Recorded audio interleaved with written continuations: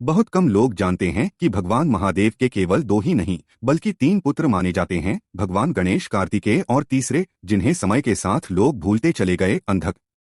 इस कथा का आरंभ होता है कैलाश पर्वत से। एक समय माता पार्वती ने प्रेमवश भगवान शिव की आंखों पर अपने हाथ रख दिए।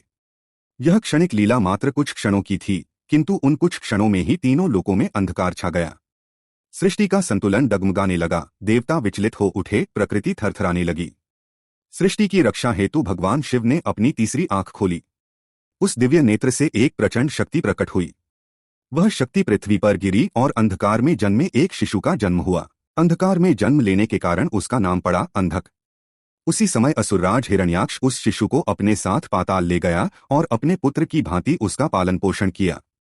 यहीं से अंधक का जीवन दो दिशाओं में बंट गया। शक्ति का स्रोत भगवान शिव, संस्कार असुरों के। जैसे जैसे अंधक बड़ा हुआ, उसका बल बढ़ता गया और साथ ही बढ़ने लगा उसका अहंकार। उसने कठोर तपस्या की।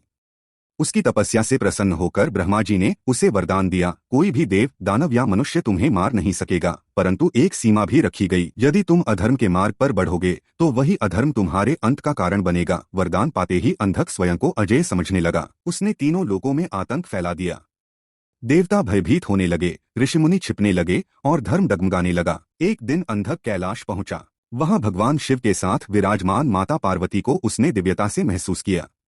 वह अंधा था, पर उसकी इंद्रियां उस दिव्य शक्ति को पहचान बैठीं। यहीं उसका वरदान टूट गया। देवताओं की पुकार पर भगवान शिव युद्धभूमि में उतरे।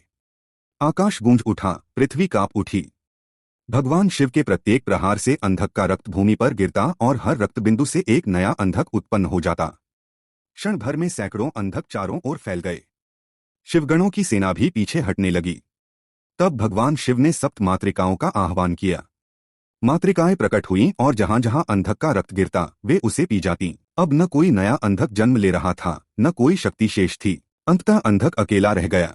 भगवान शिव ने अपना त्रिशूल उठाया और अंधक के अधर्म का सदा के लिए अंत कर दिया। मृत्यु से पहले अंधक ने कहा, प्रभु, मैं आपकी ही शक्ति से जन्मा था, पर अहंकार में आपको पहचान न सका। भगवान शिव ने करुणा से उत्तर दिया, तुमने अपने कर्मों का फल पा लिया, अब तुम मेरे गण बनोगे। इस प्रकार अंधक का अंत हुआ और धर्म की पुनः स्थापना हुई। यदि यह कथा आपके हृदय को छू गई हो तो दिल से एक लाइक करें, सब्सक्राइब करें और नीचे कमेंट में लिखें, हर हर महादेव।